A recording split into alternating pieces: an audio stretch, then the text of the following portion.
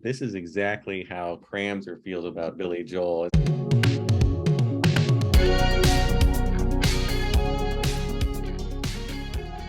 What's up, everybody? Welcome back to Taste Like Music. Jason, Joe, and Cramser here. It is Be-Bop Deluxe week. We are going to rank the 5 studio albums of Be-Bop Deluxe. Before we get into the video, just want to let people know we've got a new design in our merch store, along with our other designs that we've had up for a while now. So head over there. The link's in the video description. It's the 3 stars, which means it's good design. So check it out. If you've got a rating system that's anything like Crams, you're going to want to grab it so that people know what the hell you're talking about. But if you don't know, if you're new to the channel, every week we cover a different artist. We rank the studio albums on Tuesday. On Wednesday, we give you our top 10 favorite songs. And on Thursday, we have a third discussion video. So yeah, Be-Bop Deluxe is up this week. I'm choosing all of the artists in the month of August. This is week 2. Last week, Joe and I did Warren Zevon. And so yeah, let's get into it. Any familiarity with this band before this week, or is this all new to you guys? None, zero, negative. I wouldn't even have. I thought you were just making shit up when you said Be-Bop Deluxe. I was like, it's a funny made-up band, but no, they're real. Yeah, pretty sure I heard Ships in the Night before, but that's it. No dive into. It's my dive. Yeah, I would have thought by the name they were like an early '90s house music, hip hop kind of group, but no. I was a little interested in Be-Bop Deluxe, and I had heard a little bit, maybe a couple songs here and there, and I thought they sounded really cool, but never got into them until episode number 1 of Recommendations. Shannon recommended Sunburst Finish to me. I enjoyed it a lot. I gave it 4 stars. It came in second place for me in that series, behind John Cale. So I've been excited to do the full dive for a little while now. We were going to do it in December, and then we lined up a couple guests for the channel and it got bumped. So now that I have the ball in my court and I can choose, I'm deciding to go for them. Plus, it's a nice short one for us to knock out quickly. So here we go. Who wants to start with their least favorite Be-Bop Deluxe record? Cram? I will. And my least favorite Be-Bop Deluxe record, I'm rating 3 stars, which means it's good. Here's the coffee mug. However, that album is one that Jason really likes, and it's Sunburst Finish. And here's why it's not my favorite. First of all, we've talked a lot about discovering new guitarists that we fell in love with. Bill Nelson is taking the cake here. There's no doubt. Just absolute god on guitar. Love it. When I think 70s guitar sound, like, doesn't really get much more iconic than this. Maybe Jimmy Page's sound on Physical Graffiti could compete with that. But like, this is just like what I think of with just the leads and everything and the soloing. But you don't get nearly as much of it on Sunburst Finish, and that's okay. It does start off with a really great opener with Fair Exchange. You know, they're bringing in like a little more of these prog elements after their second album just keeps you guessing and so engaged. And then this album's a little bit poppier. That song, when it kind of cuts out and Nelson does like that awesome quirky kind of lick, it's so cool. And then this album brings in a little bit more keys and atmosphere. You're still getting some really great lead work, like on Heavenly Homes. I like when it drops to the acoustic. I would love some more acoustic work throughout the catalog, but I don't really want to sacrifice any of the electric work. Ships in the Night, getting pretty radio friendly here, boys. And overall, the album is much prettier and poppier than the 2 before it. I still dig it, but it's not exactly what I want because of like these soft rock vibes. Like on Futurama, they get kind of these awesome like proggy elements that are like probably more likened to like Genesis and Yes. This one's getting a little bit into like Styx territory, at least with the sound. And I don't know, it's a little bit too much focus on the vocals and the songwriting, which isn't a detriment to the band, but the strong suit for me is just like this unpredictable, grandiose kind of song structure with amazing guitar work. He never really bothers me as a singer, but I don't think it's, what you listen to Be-Bop Deluxe for. Sleep That Burns is cool. just something missing on this album a little bit. Like they take everything that I think they aced on Futurama and just take it a little bit too far.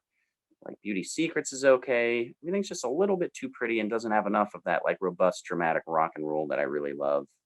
Not enough hair on the chest for Sunburst finish, but I still like it. And it's 3 stars, which means it's good. But it is my number 5. Well, I guess I'll go next. I don't like this band at all. And really disappointing in general. I think all that talk about Bill Nelson's great guitar is just, man, if that's great guitar, I don't know, because it all feels really generic. Like those leads, just like noodling around and like blues. It's just like zzz. The whole discography. I was really disappointed in general. My bottom is going to be modern music.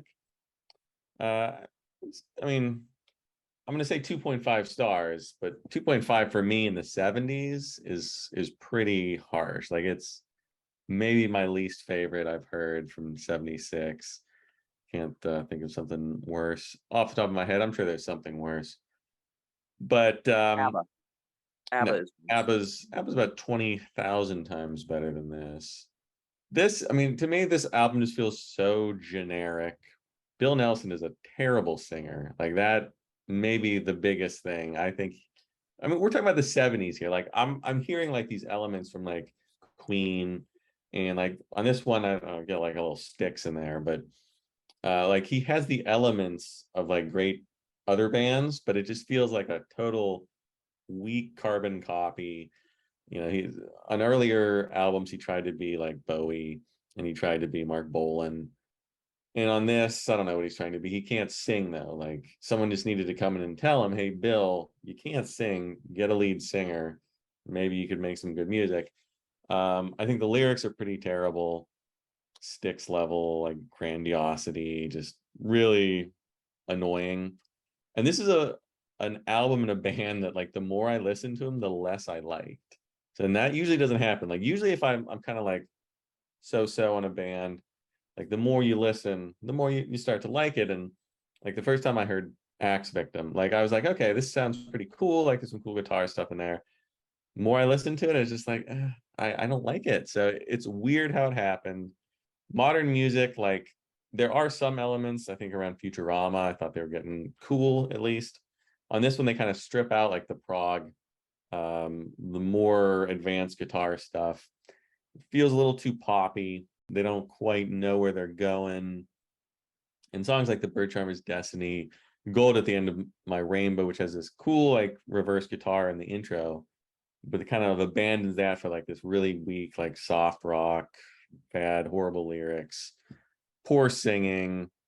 And I don't know, there's just nothing about this album. Like everything reminded me of something else much better. So I don't know. I have it at 2.5 stars. And, I mean, it's the 70s, so it's not like the worst thing in the world. It's still better than most music today. But for the 70s, like I would not take this over any, like I take Styx, Foreigner, just Boston, anybody. This is for me is like the bottom of the 70s.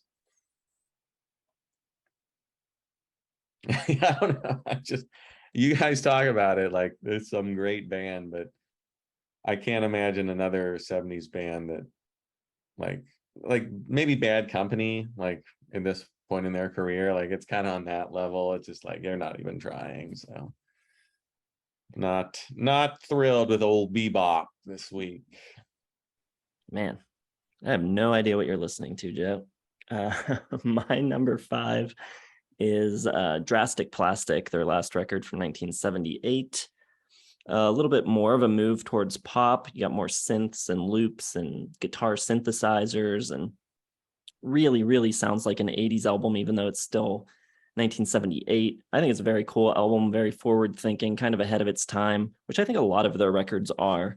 You know, you talked about them being very proggy, and they have elements of prog and AOR and stuff like that, but they also always kind of reminded me of new wave bands and like 80s bands and bands from the late 70s, kind of like XTC and Squeeze, and maybe even a little Television at times. So I think at all times they were maybe a couple years ahead of where things were going, especially vocally. I think maybe what you're wanting those Queen vocals or like big rock vocals, but I think vocally he's more in that like late 70s British XTC kind of vein. But still, even though it's a very 80s record here, you still get a lot of Nelson just ripping solos, which I think is great. I think it is largely electronic, but it maintains a human element through his guitar work, and it doesn't come off sounding robotic. After Electrical Language and New Precision start off the album very new wavy, New Mysteries kind of comes in and ups the rock elements a bit. Love in Flames has some awesome organ on it, kind of reminiscent of an upcoming band on the channel, which we are doing next week, the Stranglers. Panic in the World is great. It's got that kind of nervous punk energy that I was talking about, kind of a la Television, XTC, bands like that. Super cool, really catchy tune. Dangerous Stranger kind of stays in that vein too, with a little like early rock and roll Eddie Cochran surf rock vibes thrown in as well. I don't know, I think they play with a lot of cool new ideas on this record, interesting sounds. I think most of them are successful. I think the songs are all really catchy, and maintain just enough of their old style that they still sound like themselves. I'm really excited to explore more of their catalog, or like Bill Nelson's solo stuff, things he went on to after this, because I enjoyed the catalog so much. So even though it's my bottom, it's still a 4-star record for me. Wow. Yep. I am not quite as enthusiastic as Jason about the entirety of this catalog, but I'm way closer to him than Joe. My number 4 is Modern Music. I'm still at 3 stars. Bit more of a simpler approach, I'd say here. Sounds really good. Not sure how much new territory they are in, but I think they corrected some of the stuff from Sunburst Finish that I wasn't crazy about. Kiss of Light is one of the highlights for sure for me. Bad Charmer's Destiny is really cool. Again, a little bit too much focus on like AOR songwriting and vocals and not enough on musicianship for me. Gold at the End of the Rainbow, beautiful guitar part and texture. Bring Back the Spark is cool. A little bit more rocking here compared to Sunburst, I'd say. But nothing nearly as exciting as their best stuff. The second half of this album is much more interesting. But again, I don't know if like the storytelling focus, there's so many influences on this band. Like Jason was saying, you get a little bit of prog. There's a couple songs that sound like little like Jethro Tull riffs, little Genesis riffs. And then there's like little Supertramp in there at times. And the whole time, like Jason's saying, he's got like this kind of punky new wave singer style, like almost, like Talking Heads, art house kind of stuff going on. So it's a really cool blend. There's not as many of those robust, full of surprises playing like really grand epic stuff on this album, but you get it in moments like in Neon World, which is really cool. I think it's a little bit better than Sunburst with a couple more songs I like more. So that's my number 4, and I've got it at 3 stars. All right, so number 4 is me, Drastic Plastic.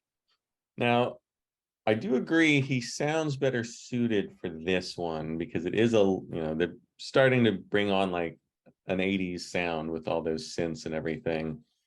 Kind of sounds sometimes like Elvis Costello new wave sort of, with a little bit like more retro future, kind of like those like later 80s sounds, like when they're still figuring out how to like do the synths and everything in the 80s. So this one has a weird kind of mix of that, at least at first. And I think his vocals are much more suited to that, because he's not, he doesn't have to like drive the song with his vocals anymore. It kind of just like blends in a little bit better. So that's good. And the sound's interesting, like especially New Precision. It's got like this robotic, mechanical sounding like guitars and those synths that kind of burble in. Real robotic, futuristic kind of Flash Gordon type stuff. So that's cool. I like New Mysteries, a little noirish, like a nice darkness on that track. Then it kind of goes downhill with Surrealist States, like those faux tropical 80s vibes, which is kind of Love in Flames is all right. And then it gets a little too straight after that, like Panic in the World, Dangerous Stranger. like the weirdness, the kind of, the robotic stuff, the futuristic vibes kind of dissipates, and it's just sort of straight ahead, not that new wavy, just kind of like middle of the road kind of rock. So it kind of gets boring for me. It's 3 stars, I guess. Low end of 3 stars, but at least like I don't dislike his singing, and I think the songwriting itself's a little cleaner. So 3 stars. Not enthused at all. Yeah. The enthusiasm is deluxe from Joe. Our next shirt will be 3 stars, which means terrible. Yeah. In Joe's world, it means this many stars, and I don't know what that means pretty much. It is astoundingly average, which is what 3 stars is. That's right in the middle. My number 4 is Sunburst Finish. As mentioned in the intro, it was the record that Shannon recommended to me in recommendations. I gave it 4 stars then. I am very, very close to moving it up to 4.5, but I'm going to stay at 4 for now. This one was produced by John Leckie. He produced this and then all of the next 2 records. Really good producer, produced White Music for XTC, did the Stone Roses. He did Storm in Heaven by The Verve and Origin of Symmetry by Muse.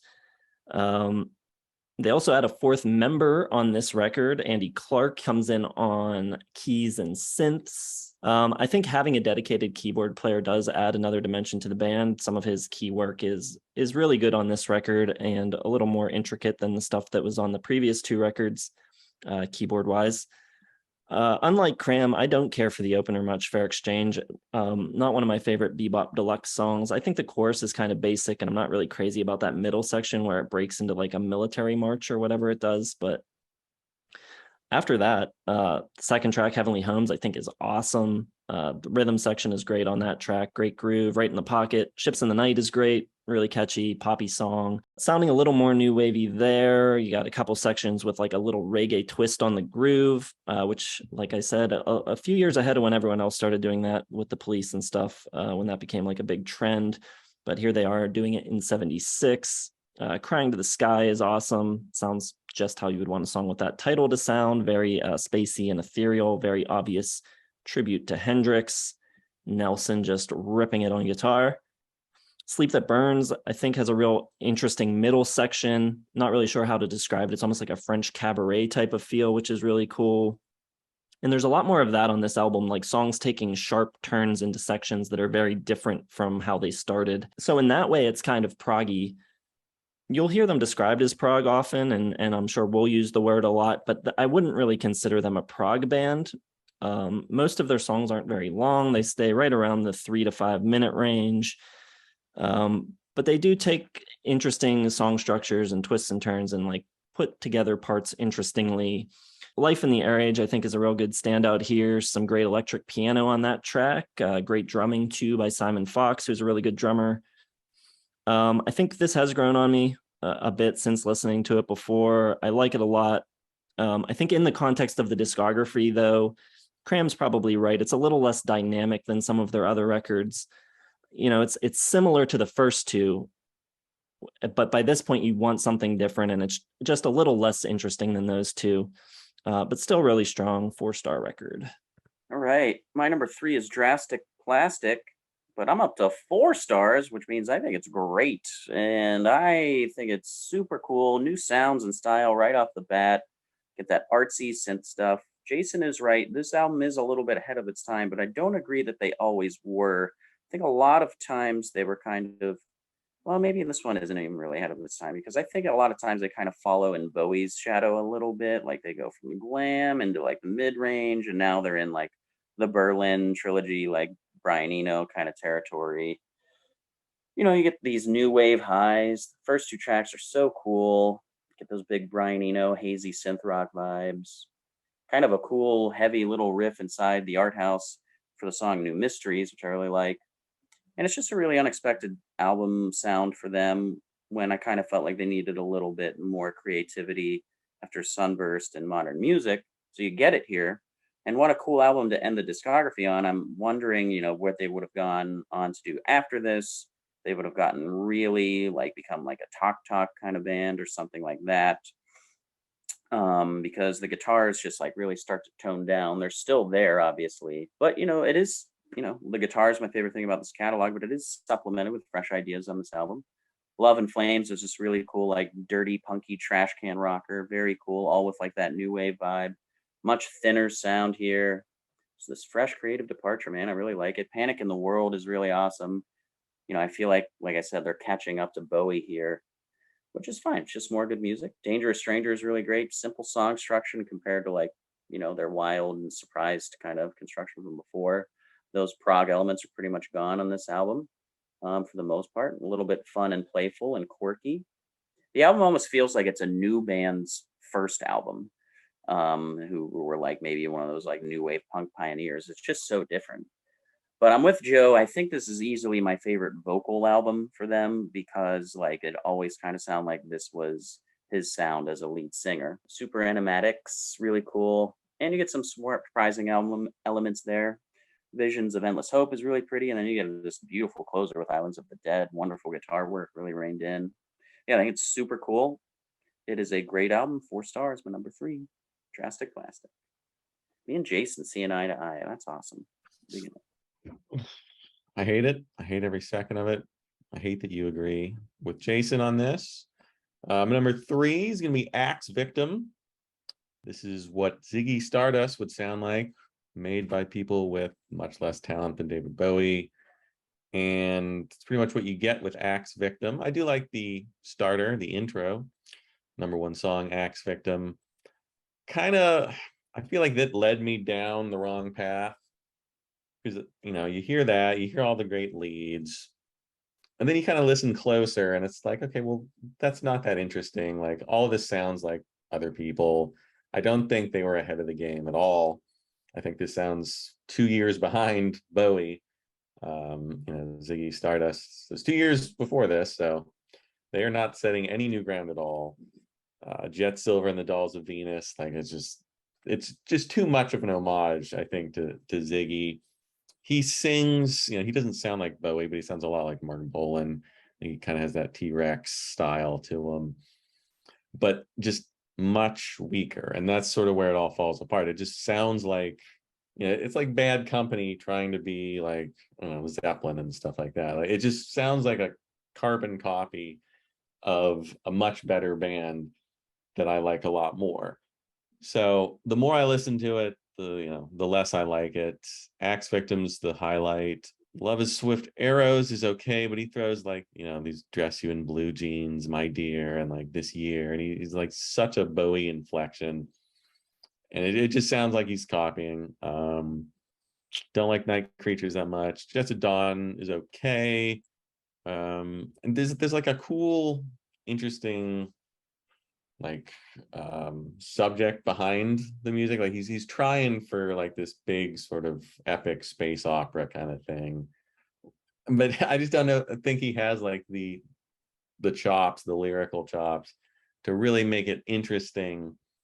I do like some of his imagery. Like I do think it's cool, and his leads are cool. Like they're in there. But I just don't find them like mind-blowing or anything. Like it just kind of sounds like a good guitarist playing some leads over some glammy rock. It doesn't thrill me at all.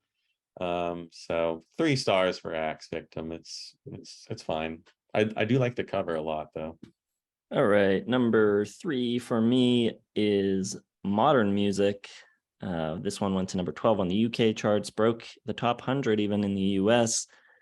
Their second album of 76. I would say if there's an issue with Sunburst Finish, I think it's that some of the ideas don't get enough time to develop before the band kind of just spins off in another direction. And I think they do a better job of kind of focusing the songs here and letting the parts develop and let you kind of get into a groove a little more. Overall, though, I think the sound is basically in the same vein. Kiss of Light, really cool, great groove, great feel. Takes a little bit of a Caribbean feel to it. It's got those like marimbas in the background, which is really cool, but it maintains that muscular rock backbone with the good power chords. Bird Charmer's Destiny, I think, is a really cool interlude, which leads you into the excellent The Gold at the End of My Rainbow, which is a really good ballad. Bring Back the Spark closes side one. Good fast tempo, kind of reminiscent of Love is Swift Arrows, the speediness of that track. There's some great soloing at the end of it. Everybody just kind of going off in the band. Side two, you get the Modern Music Suite, which is really great. Kind of like short bursts of great little pop melodies. They don't really overstay their welcome, but they stay long enough to kind of flesh themselves out. I think it flows really well. It doesn't feel like they're jumping from idea to idea. I think it's very, very well done. It's interesting that they were able to like put this long suite on this album that feels like intentionally more song focused than the previous one. Kind of counterintuitive almost, but I think it works. Dance of the Uncle Sam Humanoids is a nice extended jam, a bit of Latin flair on there as well. Some smoking playing by Bill Nelson on that one shows they're not, doing away with the musical exploration just because they're digging a little more into songcraft here. I think they really did a good job tightening up the compositions on this without sacrificing the sound or, throwing away the things that made them good in the first place. I think it's a very, very good record. 4.5 stars for Modern Music. My number 2 is the debut Axe Victim. I've got it at 4 stars. I think it's great. It's not as good as Ziggy Stardust or stuff, probably Mott the Hoople either. But, if I were at a festival and they were playing around 4 o'clock, I'd be mad pumped to hear what they got to do. Good stuff. The title track's awesome. I love the mixing. I think the album sounds really good. You get meaty drums, soaring guitar, pleasant vocals. Soloing on this album is just so good. It's got that great tone. When he goes up the neck and gets those screeches out on the high end, it's so good. Love his Swift Arrows is super cool. Just great kind of classic glam style guitar parts leading over. Pretty good songs. I don't think they're amazing songwriters, but the guitars, just the perfect icing on a pretty damn good cake. And the bass is pretty rocking on this album. I think this album has the best bass playing on it for sure. And it's just, that triumphant, classic, joyous, glam nature and like Jet Silver and the Dolls. I'll keep saying it. It's really, really good guitar playing. Third Floor Heaven is really cool. Breaks up the album nicely. Rocket Cathedrals, love the solo on that. And you get some really good grooves with that like great combo like bass and guitar lick. And then when the guitar kicks in Adventures in Yorkshire Landscape, it's so awesome. It just comes out of nowhere right at the beginning. Not right at the beginning, because then it wouldn't be out of nowhere, but it leads into it. Jets at Dawn, absolutely love the lead work there, and Filthy solo. Like I said before, this sound is basically what I think of when I think of like 70s guitar rock. It's so cool. And I like how there's like a little change in pace, and pick up in Trains to Heaven. So they're not on the level of Futurama with like their prog elements and their like really dynamic, surprising song structure here, but it's still not plain to me at all. Like Joe said, it was very generic. I've never once felt that way listening to this band. Darkness is a really cool love ballad to Darkness. Just a great rock album. 4 stars. It's a little bit meat and potatoes compared to like other creative stuff that's going on, but there's nothing wrong with that. It's way more creative than generic rock from this time. Nah, it stinks. My number 2, Sunburst Finish. I'm still at 3 stars, so I don't really care. This one feels again like they're kind of going back to the glam thing. Very T-Rex guitar style, those coy T-Rex Mark Bolaney vocals. And there's some decent stuff on here. I like Fair Exchange. I like Heavenly Homes. They had some good piano in there. I think the guitar is good. It's a nice melody. It's got a little slightly funky to it. Big problem, Nelson just cannot sing at all, and he cannot pull it off. He can't pull off a big power ballad like Heavenly Homes. Ships in the Night, I think he is better. Like, I much prefer his pop singing because he's not like, he doesn't have to do as much. Like, he just sits back, lets the melody take it. That works for me. Ships in the Night got that like white guy reggae that would become popular. A little synth pop in there, a little crunchy glam guitars. I think it's pretty good. Crying to the Sky is a pretty much carbon copy of May This Be Love by Hendrix, but That's a cool guitar sound, so I'll let that one slide. Sleep That Burns, some more keys. I definitely noticed the keys on this one. They're prominent on Futurama as well, so I like that that kind of carries over. He has this one guitar figure that he does like 1,000 times, that do do do do do do do do, like he just throws it in like 6 different songs, which I noticed that a little too much, and it kind of annoyed me. Like, it's not that cool of a little guitar figure. Like, you don't have to do it so much, dude. And I don't know. I mean, the song structures for me, they just don't like come together. It just seems like sort of disparate ideas like soldered together into this like song, and like things don't build, like things don't complement each other enough for me. Like Life in the Air Age sounds just like borrowed Queen stuff, and Like an Old Blues, the singing just total letdown. There's some backing vocals that are really just miss the mark. And yeah, I mean, there's some more interesting stuff here. And I do like his guitar tone. I'll give, you guys that. Cramser said a very 70s light guitar tone, and that's totally true. I just don't think it's that interesting compared to, the greats of the 70s that, I could be listening to instead. So still about 3 stars for me, but it's a high 3 stars. So it's getting close to 3.5. Oh man, will we get there? My number 2 is Futurama. This record has a brand new lineup on it. The entire band is gone except for Bill Nelson. Produced by Roy Thomas Baker, who has a pretty substantial impact on this record, I think. This was a conscious effort to come up with a more unique sound and break away from all the Bowie comparisons that they were getting. I'm not sure how much they really changed, though, from Axe Victim. To me, it still sounds like a blend of glam and pop and prog and art rock. I don't think it's really drastically different from Axe Victim. I do think that this has a pretty substantial Queen sound to it, and I think that mostly comes from the way it's recorded and mixed. A lot of that Roy Thomas Baker influence coming in. You've got these kind of, especially like around the early Queen records, like 2 and Sheer Heart Attack and Night at the Opera, shares the same sort of mixing qualities. The way the vocals are mixed, especially, kind of ducked down a little, quieter under the mix. But I think the music's really good. Made in Heaven's a great pop single. Sister Seagull is another great tune, a little bit more moody, showing their prog influence a little on that one, even though it's still a fairly concise tune, some fantastic guitar work. Soundtrack, which is the album's longest song, kind of blends mid-70s AOR and prog, a la Supertramp or maybe Kansas. Blistering, incendiary guitar work, great guitar tones, really interesting sonically.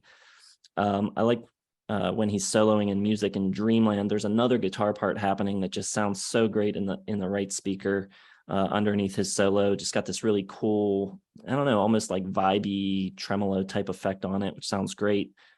Jean Cocteau is a nice change up, kind of jazzy bossa nova feel, really cool, a little bit of Latin flair to it. Melodically, I think maybe a little bit less memorable than Axe Victim on this record outside of Made in Heaven, but I think the musical ideas are just flowing. Incredible guitar work, great production from Roy Thomas Baker, and a really fun and exciting listen. 4.5 stars for me for Futurama. All right. Futurama is my number 1.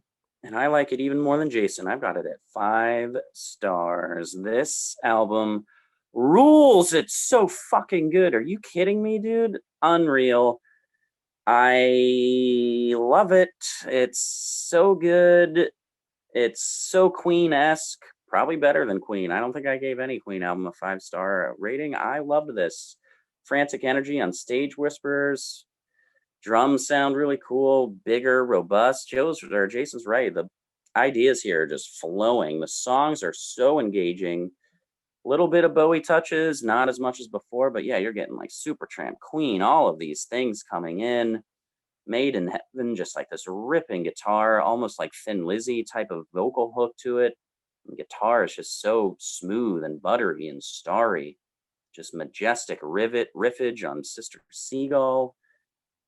Oh God, it's just awesome. Everything's so explosive and dynamic, and like this is the theatrical kind of nature that I love. Things are a little less glammy and just like more epic and grand, and yeah, it just sounds like Queen everywhere with production. Really spreading it, not just into the sound, but in the songwriting. Jean Cocteau, where the hell is this song coming from? So cool and creative. Nelson is a wizard with like that Spanish bossa nova tango kind of sound there. And it's kind of tragic. It's like the only song he ever did like that. Between the Worlds is amazing. So epic and insane. Bit of a Genesis type of playing here and there. Jethro Tull, like I said before, using so many influences. Swan Song at the end. Just from start to finish, it is so engaging and so much fun and just like sugary sweet candy like to the ears. It's just like a just happiness all around. I loved it. 5 stars for Futurama. Let's go. And now for a completely different point of view. Feel like I should knock it down a little bit to make up for that ridiculous star rating. I'll keep my 3.5 stars. I'll give them the 3.5. So they're better than Slint. I don't know if I put them ahead of Three Dog Night though. It's kind of like neck and neck as far as my least favorite discography we've ever done. All Music is this 2 stars. Futurama. I'm a little more up on them than those guys. I don't think critics like this band much. I know why. And this feels like a copy of Queen for sure. Like, you got Thomas Baker on here, but it is better. I do like the proggier influence, the keys that come in. I don't think the guitar's that great. I mean, I think it's his best work on this one. It's the most unique, most interesting. So not bad. Stage Whispers is cool. Sounds like he's just dying to be Brian May in the first 20 seconds, but not bad. Vocals are terrible though, again, on this album. Love with the Madman though, maybe my favorite track from them. I like all the guitar sounds, the emphasis on piano, some big dramatic, keyboards. Made in Heaven, I could definitely get a little Thin Lizzy in that one. Good energetic drums. That same guitar figure that's in this song as well. I don't know. I just love that one little guitar thing and everything. Sister Seagull has a cool like pre-new wave of British heavy metal sound. That big bass, like that's pretty cool. I do dig that track. And soundtrack's pretty good as well. A little more prog flavor there. Music in Dreamland. It's a Queen ripoff, but it's not bad. Really, the only one I dislike would be Jean Chatterton-Dew. I think that's just completely out of their comfort zone, their wheelhouse. Just total fall on their face on that one. Though I do like the sound of the upright bass. And Between the Worlds, Swan Song are okay, but like I'm looking for a triumphant finish to the album to really, pick it up into 4-star territory. Doesn't come. I think the singing just isn't good enough. The guitar, the lack of imagination, I think, really takes hold. So 3.5 stars. And I might give Futurama another chance to get to 4, but that was really the only one I think this week that was like, okay, this I kind of like get, like I can get into this, but nothing else grabbed me at all. Rough week. All right. Feels good for me and Cram to be eye to eye for once. It feels like it's been a while since there was an episode where it was 2-on-1 and it was me and Cram against Joe. Yeah, Especially during the 70s, like that never happened. So this is like completely out of left field. I thought for sure this was going to be like basically a sequel to the Mott the Hoople week, and like we all were pretty giddy about this. I'm pretty shocked Joe is not on board with this. I thought he would be like, it's not quite Queen, but it's really, really awesome. I'm shocked. I'm really bummed out. Yeah, it's ridiculous. I have no idea. I thought, and I picked this because I thought it would be great for everybody. I thought it would be an easy week and fun, and you ruined it. Try to do something nice on this damn channel and just never comes to fruition. Well, I'm getting to 5 stars as well, but I'm getting there with Axe Victim, the debut record from 1974. Lands somewhere between glam and prog with some great poppy melodies, excellent guitar playing like we've talked about throughout the entire video. You know, they were compared and criticized for being too similar to Bowie, which I hear there's obvious Bowie influence, no doubt about it. You also have other glam influences. You can hear some Mott the Hoople. I also hear like some early Brian Eno in his vocal delivery. But it's a great sounding album and things can sound like things. I don't mind if you can hear the influence. And I don't think it's only Bowie. Like, I think there's so many different sounds and you can kind of pick out all these different influences. And you can do that throughout the entire catalog. But I think he pulls them together in cool and interesting ways. And I don't think he ever sounds like exactly like one person. So I'm cool with the influences. The title track has some great scorching solos. I love the feel of the rhythm section, the pushing and pulling. I really like this rhythm section. This is the only record they appear on, but they are really, really good. That song, the title track, you know, they really take their time on it. It has a little bit of like a Wind Cries Mary feel in the chorus. Love Is Swift Arrows, really great highlight for me, really fast and catchy, and Bill Nelson just shredding all over it. Love the acoustic guitar on it as well. Jet Silver and the Dolls of Venus has a little bit of an All the Young Dudes feel, especially that lead at the beginning. Very similar, but I don't know. It's really great. Definitely an influence, like I said, but, you know, I think it vocally interesting, kind of new wavy, taking glam and kind of pushing it forward a little bit. Night Creatures, I think, is a great acoustic track to close side 1. Love the vocal effects on that track. Adventures in a Yorkshire Landscape is an awesome track, epic and acoustic folky prog, but condensed into like a 3.5-minute song. I love the phasey backing vocals, and Bill Nelson's solo on it is incredible. I really love the sweeping epic closer Darkness, which has great string and horns arranged by Andrew Powell. Nelson gives a really cool theatrical vocal performance on that one as well.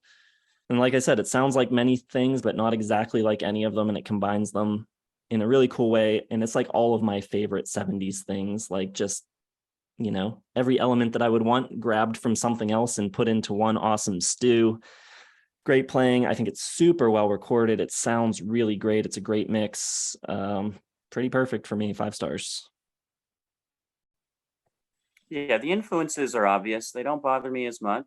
It's not like they're doing the Billy Joel thing where he's like, this song is Sting, this song is Hall & Oates, this is this. Like, Actually, I got a lot of Billy Joel like in my head. I was like, this is exactly how Cramser feels about Billy Joel is how I feel about Be-Bop Deluxe. no, I hate Billy Joel way more than you hate Bebop Deluxe. I mean, Billy Joel is about 100 times better than Be-Bop Deluxe. So yeah, I get it. I get it. Well, you win some, you lose some. I'm sorry you didn't love them, but I did pick them to take it easy on you because I knew 18 Stranglers albums was going to be rough. So have fun next week. But yeah, let us know what you think of Be-Bop Deluxe. Are you closer to Cram and I, closer to Joe? Leave your thoughts down in the comments. Leave your own list down there as well. Hit the like button, subscribe to the channel. Be sure to hit the bell for notifications so that you know when the new videos are dropping, and make sure you check the video description. You've got links to all of our social media there, as well as our website, our Patreon, where you can support us further, and the merch store, aforementioned new design there. So check it out. So follow all the links. Thanks for watching, and we will see you in the next one.